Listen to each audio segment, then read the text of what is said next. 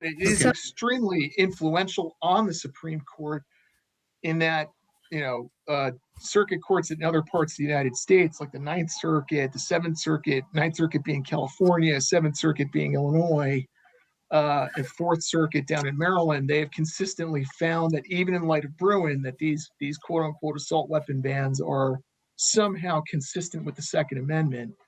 The Third Circuit is the first circuit court in the United States that has ruled the other way and said, we're going to faithfully apply Supreme Court jurisprudence on this issue. And in doing so, we find that these laws are unconstitutional.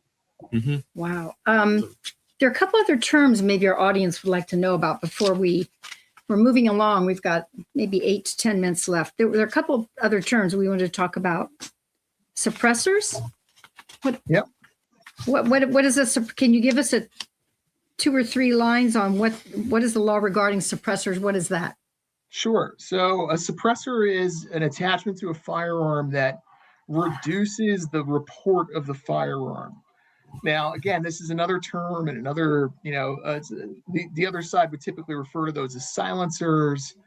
Hollywood has done an incredible job completely misrepresenting what suppressors actually do. They do not actually make a firearm silent. So the things you've seen in James Bond movies are just, there's no nexus to reality in any of that. A suppressor is nothing more than the functional equivalent of the muffler that's on your car. In fact, Maxim Percy, the person who invented the suppressor, also invented the muffler for your car. So it's the same technology essentially. Okay. It's taking some of the gases that are leaving the barrel, it's trapping them in a series of baffles inside of the suppressor, and it reduces the sound from something that is dangerous from a hearing perspective to something that is slightly more tolerable.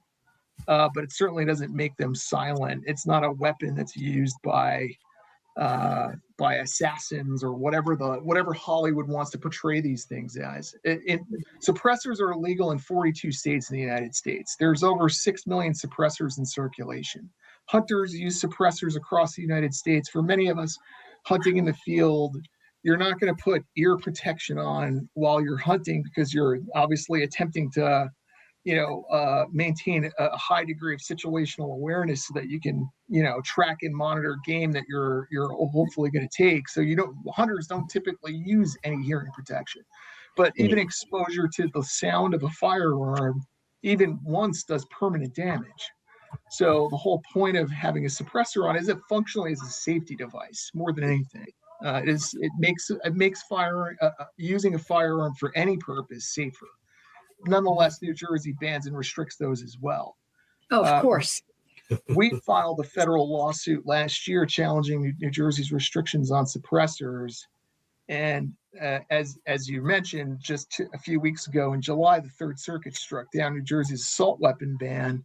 We filed our motion for summary judgment on that case last Friday, citing heavily the ANJRPC case. So you can see we have this sort of stack of dominoes, and they're all kind of falling in line here.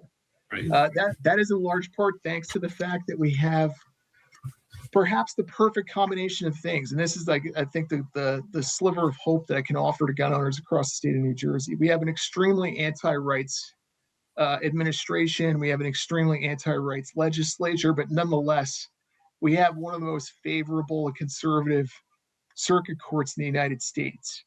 If you think of some of the other more prominently conservative courts, you think of circuit courts like the Fifth Circuit, which covers states like Texas.